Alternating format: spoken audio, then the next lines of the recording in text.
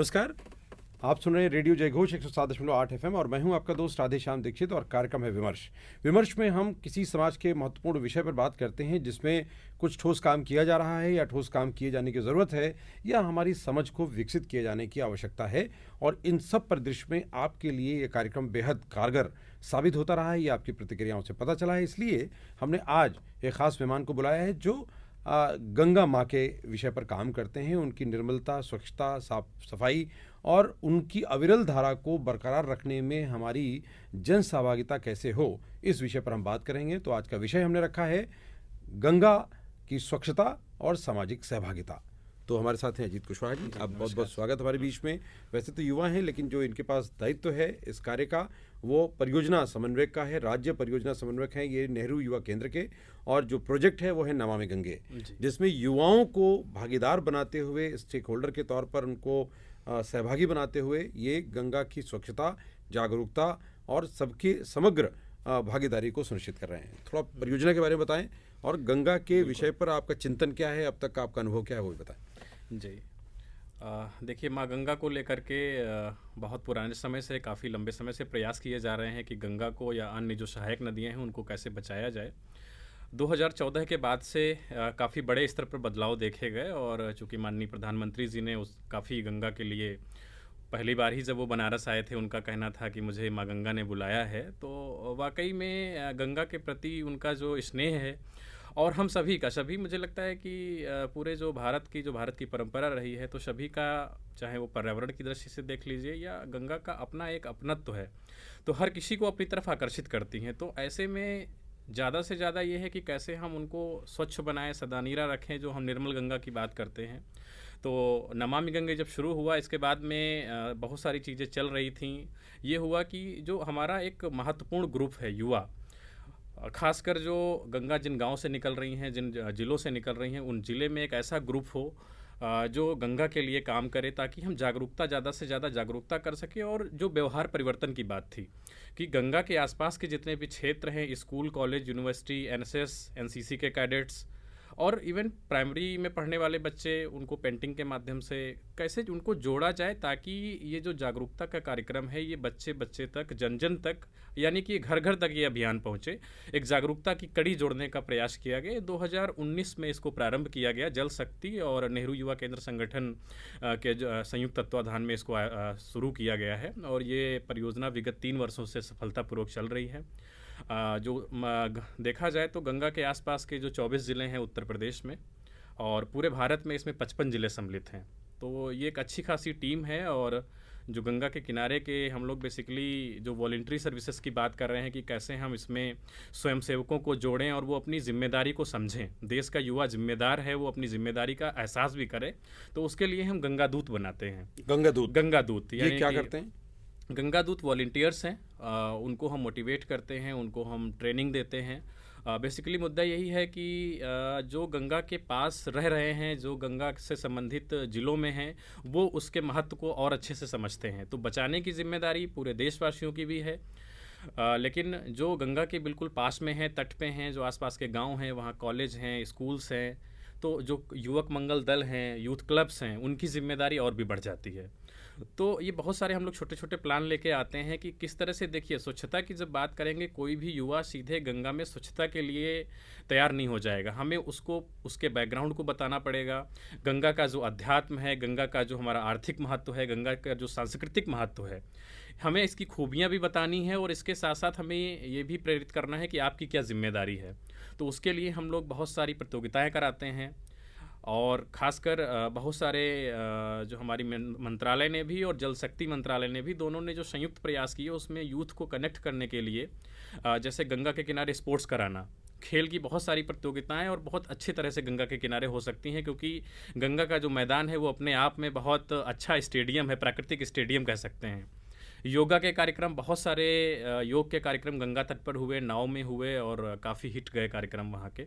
इसी तरह से हम लोगों ने सांस्कृतिक कार्यक्रम कराए कि किस तरह से गंगा के आसपास की जो संस्कृति है वो भी ज़िंदा रहे और उसके साथ साथ हम लोगों को कनेक्ट कर पाएँ। कम से कम शाम को अगर सांस्कृतिक कार्यक्रम हो रहा है, गंगा आरती का कार्यक्रम हो रहा है, तो उससे क्या है, एक पर्यटन में भी बढ़ावा मिलेगा और दूसरी जो संस्कृति जो मिटती जा रही है, गाँव में इस तरह की चीज़ें काफ़ी लोग दूर होते जा रहे थे, उनको दोबारा से स्थापित किया जा रहा है।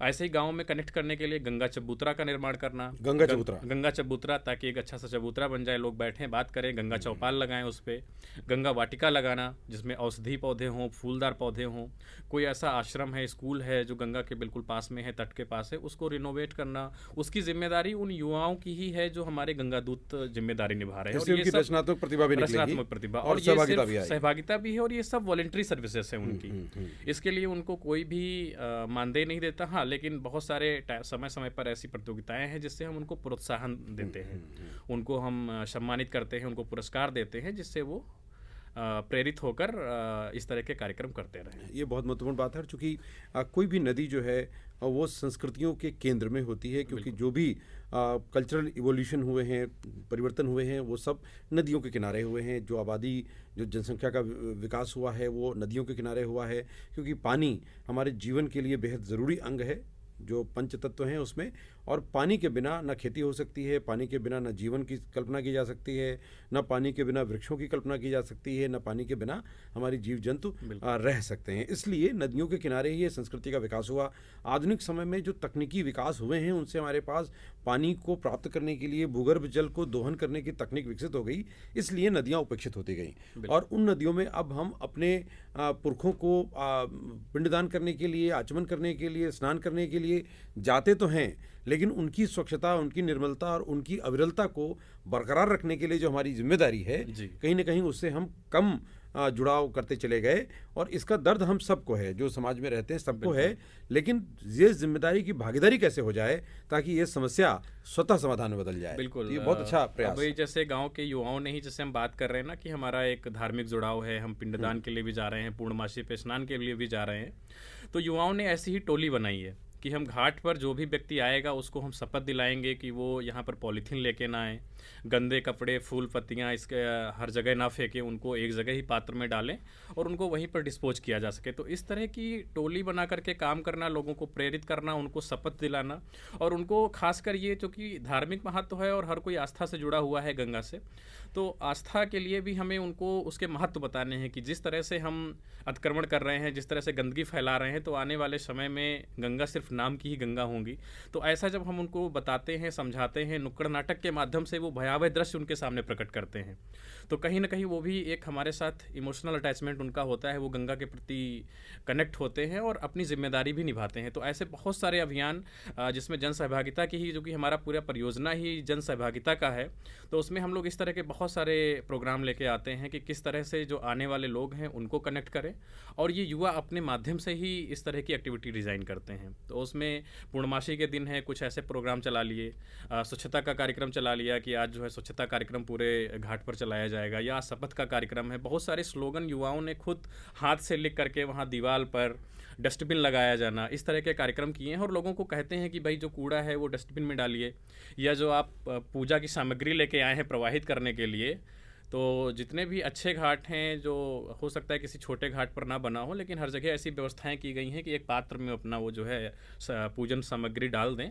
और वहाँ के बाद से उसको बालू में दफन ऐसे ढक देते हैं इस तरह से, तो वो वहीं डिस्पोज हो जाता है। तो चूँकि वो प्रवाहित करेंगे तो उसके साथ बहुत सारी चीज़ें हैं, जो आप पॉलीथीन भी डाल देंगे, बहुत सारी ऐसी चीज़ें होंगी, हो सकता है उसमें कोई टूटी हुई मूर्ति हो, उसको भी आप लोग फेंक देते हैं इस तरह से। तो उनको हम लोग बताते हैं, समझाते हैं, तो इससे काफ़ी इन चीज़ों में कमी आई है। और ये बहुत महत्वपूर्ण बात है, क्योंकि जब तक लोगों को विकल्प नहीं मिलता तो समस्या का समाधान पूर्ण होता नहीं। हमने देखा कि बहुत सी नदियों पर लोगों की जागरूकता दिखती है, लेकिन आधी दिखती है कि वो पूजन सामग्री अब थैली से गिरा देते हैं, नदी में गिराते हैं और थैली को उसके किनारे बांध देते हैं। तो अब ये आधी जागरूकता भी चलेगी नहीं, मतलब लोगों को पूर्ण जागरूक होना ही अंतिम विकल्प है, ताकि वो न तो एक तो बड़ा बदरंग सा तस्वीर दिखती है और इससे छवि भी खराब होती है, हमारा मन भी खराब होता है जब हम वहाँ जाते हैं कि हम एक सुंदर दृश्य देखना चाहते हैं, नदी से जुड़ना चाहते हैं, प्राकृतिक वातावरण में जाना चाहते हैं, लेकिन दिखता है कि सब किनारे जो है वो गंदे पड़े हैं, थैलियाँ पड़ी हुई हैं, उड़ रही हैं, तो पूरा पर्यावरण प्रदूषित होता है। जबकि हम गए हैं घर से लेकर,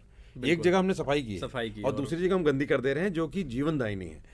तो उसमें बहुत सी वनस्पतियां हैं, बहुत सी जीव हैं, उनके लिए संकट पाया होता है। हमने देखा है बहुत सी थैलियों में मछलियां फंस जाती हैं, मर जी, जाती हैं। बिल्कुल। बहुत से ऐसे हैं, केकड़े हैं, और जो जलचर हैं उनको संकट पैदा होता है। बहुत सी वनस्पतियों पे थैलियां चिपक जाती हैं, वो वनस्पतियां सड़ जाती हैं। सही, तो बिल्कुल। मुझे लगता है कि सबको खुली हवा में सांस लेने का हक है। ज़रूर। तो हम जिम्मेदार नागरिक बने और दूसरों के हक के विरुद्ध कोई ऐसा काम ना करें। इसलिए बेहतर है पहले तो पॉलीथीन का न्यूनतम इस्तेमाल करें, संभव हो न करें तो ज़्यादा अच्छा है। लगातार जागरूकता के ऐसे प्रयास बिल्कुल। किए गए कि थैले लेकर कपड़े के झोले बनाएं, ताकि वो भी अगर कभी डिस्ट्रॉय होते हैं तो पर्यावरण को नुकसान ना पहुंचाए। पहला काम तो यही है। बिल्कुल, और बिल्कुल। क्या क्या करें, क्योंकि ये करने जो करणीय बातें हैं वो जी। बेहद ज़रूरी है। तो अजीत जी थोड़ा बताएं कि हमारे जो गंगा दूत हैं वो क्या क्या करने की बात कहते हैं, आप क्या कहेंगे? बिल्कुल। देखिए, एक लंबा समय हो गया गंगा संरक्षण के लिए नमामि गंगे परियोजना के माध्यम से जो काम हो रहे हैं। परिवर्तन भी दिखे हैं, चूँकि गंगा में कई बार डॉल्फिन भी देखी गई हैं, और ये माना जाता है कि डॉल्फिन तभी दिखती है जब हमारे गंगा में स्वच्छता आती है, जब उसका जल निर्मल हो जाता है, उसका जो भी उसमें ऑक्सीजन लेवल है वो बढ़ जाता है। तो ऐसे मामलों में ही जो है वहाँ पर डॉल्फिन दिखाई देती हैं। तो कई जगह पे अलग अलग डॉल्फिन देखी जा रही हैं, तो अच्छे परिणाम आ रहे हैं। जो मेन बात आ रही है वो व्यवहार परिवर्तन की ही आ रही है कि लोग अपने स्वभाव को बदलना नहीं चाहते।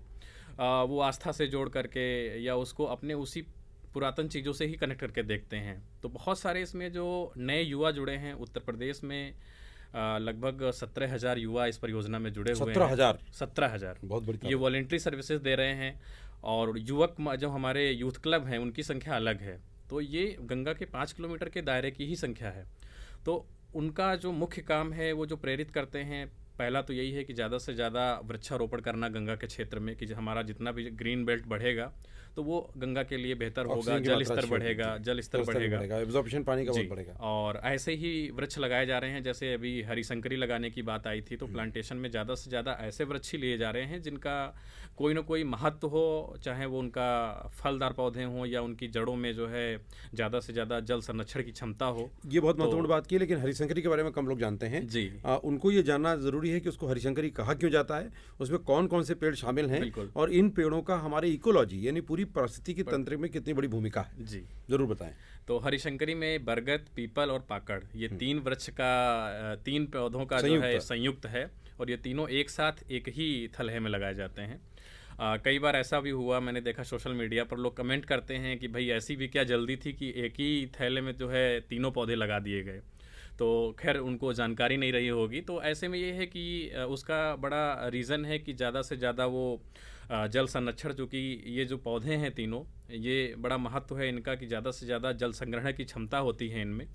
और जो पारिस्थितिकी तंत्र की बात करें तो बरगद, पीपल और पाकड़, ये तीनों अपने आप में बहुत विशालकाय वृक्ष हैं। तो ये जहाँ पर भी लग जाएंगे, एक बार अगर सर्वाइव कर गए 2-3 साल देखभाल के बाद में, तो ये बहुत बड़ा विशालकाय एक पूरा पारिस्थितिकी तंत्र बनेगा।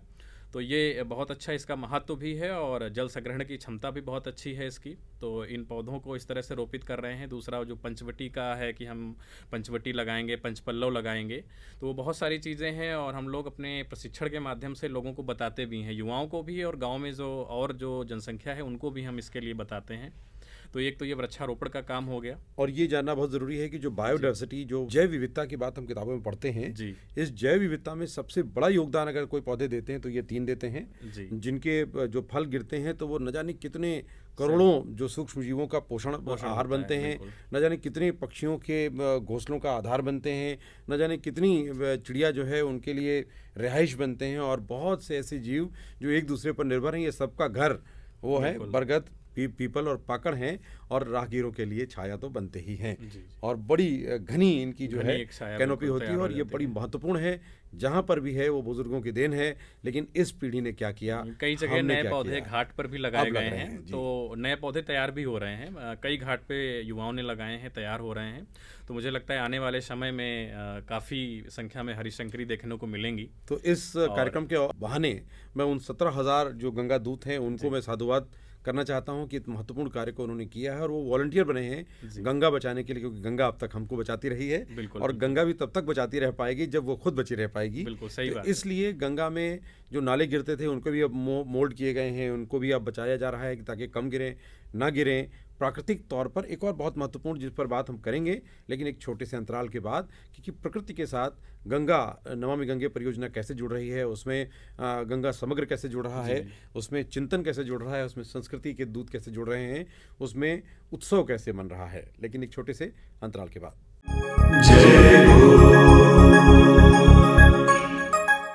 एक बार फिर आपका स्वागत है। आप सुन रहे हैं रेडियो जय घोष 107.8 FM।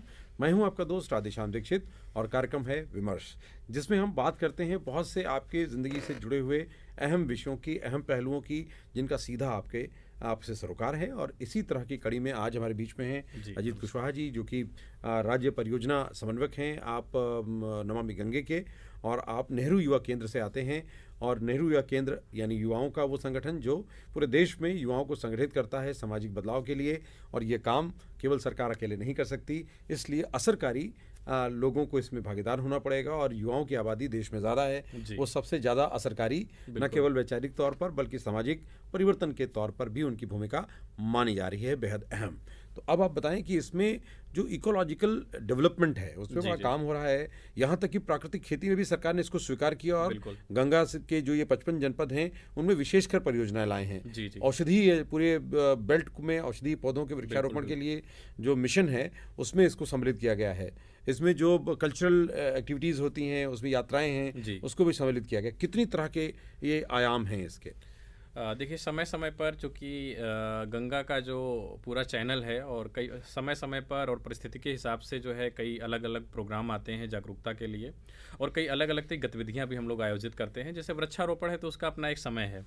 इसके बाद जैसे जो एक्टिविटी की बात करें तो जो स्पोर्ट्स के कार्यक्रम है, क्योंकि खेलकूद का कार्यक्रम तभी होगा जब गंगा में पानी कम होगा, तो ये अक्टूबर नवंबर दिसंबर के महीने में खेलकूद की प्रतियोगिताएँ होती हैं। और उसी टाइम जो है नमामि गंगे के माध्यम से गंगा उत्सव, नदी उत्सव, तो इस तरह के उत्सव के कार्यक्रम लाए जाते हैं। और ये उत्सव के कार्यक्रम 3 दिन 5 दिन ऐसे होते हैं। उसमें हम लोग गांव स्तर पर, ब्लॉक स्तर पर प्रतियोगिताएं कराते हैं कि ज़्यादा से ज़्यादा युवा प्रतिभाग कर सकें। उसमें पेंटिंग प्रतियोगिताएं हैं, छोटे बच्चे भी सम्मिलित हो जाएं, बड़े युवा भी सम्मिलित हो जाएं। तो इस तरह की सांस्कृतिक गतिविधियां भी उसमें रहती हैं। उसमें निबंध प्रतियोगिता भी है, पोस्टर मेकिंग भी है, उसमें स्लोगन राइटिंग भी है, उसमें कुछ इस तरह के जो है गायन के कार्यक्रम हैं। तो इस तरह की सारी एक्टिविटी को करके हम लोग गांव स्तर पर, ब्लॉक स्तर पर, फिर जिला स्तर पर प्रतियोगिताएं कराते हैं, ताकि जो गांव की प्रतिभा है वो निकल करके जिला स्तर पर आए, और उनको जिला स्तर के जो अधिकारी हैं उनके माध्यम से उनको सम्मान मिले। और दूसरी चीज़ें ये भी हैं कि बहुत सारी पारंपरिक चीज़ें भी वहाँ से खोजने को मिल जाती हैं, तो उनका भी कई बार समय समय पर मंत्रालय इस तरह की चीज़ों को खोजते रहते हैं कि कहाँ पर विशेष आरती होती है, कहाँ पर विशेष तरह के अभी जो परंपरा है वो जीवित है, उसकी वीडियोग्राफी कराना, उसको यूट्यूब के माध्यम से, सोशल मीडिया के माध्यम से जन जन तक पहुँचाना। तो इस तरह की चीज़ों को भी खोजा जाता है। दूसरा, अगर बात करें कि उत्तर प्रदेश में जो ODOP की बात करते हैं कि हमारा एक जनपद एक उत्पाद है, तो नमामि गंगे की दृष्टि से भी बड़ा महत्व है, क्योंकि हर एक ज़िले की विशेषता है, और ख़ासकर गंगा के किनारे के जो गांव हैं या ज़िले हैं उनकी भी अपनी विशेषता है। कहीं अच्छी मूंज निकलती है तो वहाँ डलिया बनाने का काम होता है, कहीं पायदान बनते हैं। तो बहुत सारा जो प्राकृतिक हमारे जो संसाधन हैं उन्हीं से लोग उनको तैयार करते हैं, और उसी के किनारे उनकी पूरी उसी के माध्यम से दिनचर्या चलती है। तो ये जो रोजगार की बात करते हैं, या फिर जो गंगा को हम कहते हैं कि हमारा जीवनदायिनी गंगा है या जीवन यापन की एक आधारभूत है, तो वो उस तरह से आधार के बिहाफ पे भी लोग काफ़ी काम कर रहे हैं। तो हमारे जो स्पोर्ट्स एक्टिविटी आती हैं, स्पोर्ट्स के माध्यम से भी, चूँकि कुछ युवा हैं जिनका स्पोर्ट्स में लगाव है, कुछ युवा हैं जिनको लेखनी में है, इस तरह से भाषण प्रतियोगिता है, युवा संसद के कार्यक्रम हैं। तो ये गंगा बेल्ट से जो युवा अपने आप को करते हैं, और हम लोग मुद्दे भी उसी तरह से रखते हैं, जैसे जलवायु परिवर्तन पे हो गया, जल संरक्षण हो गया, वृक्षारोपण हो गया, और किस तरह से गंगा को सुरक्षित रखा जाए और नदियों को किस तरह से बचाया जाए, ऐसे ही मुद्दे होते हैं। उन्हीं पर वो अपनी स्लोगन राइटिंग करते हैं। तो ये तो एक इस तरह से हो गए जो हमारे शैक्षणिक कार्यक्रम हो गए। दूसरा, अगर देखा जाए कि नुक्कड़ नाटक के माध्यम से भी इस तरह की चीज़ें आयोजित करते हैं।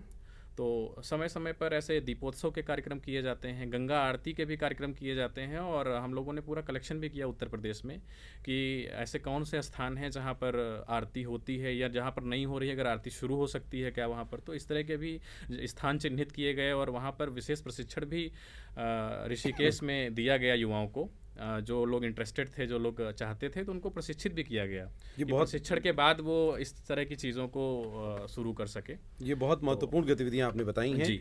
और साथ में नदी आपको आवाज़ भी देती है, क्योंकि नदियां गाती हैं। अब नदियां अपने गीतों के जरिए जो नदियों के पुत्र यानी जिन्होंने नदियों के किनारे जन्म लिया है, वो नदियों की गीत गा रहे हैं ताकि नदियों का पुनर्जीवन, पुनर्जागरण और उनका संरक्षण संवर्धन निरंतर सभी की सहभागिता से सुनिश्चित होता रहे, ताकि हम कभी भविष्य में अपनी अगली आने वाली पीढ़ी से इस शिकायती लहजे में बात करने के लिए मजबूर न हो जाएं कि साहब हमने तो वो काम नहीं किया जो हमारा दायित्व था।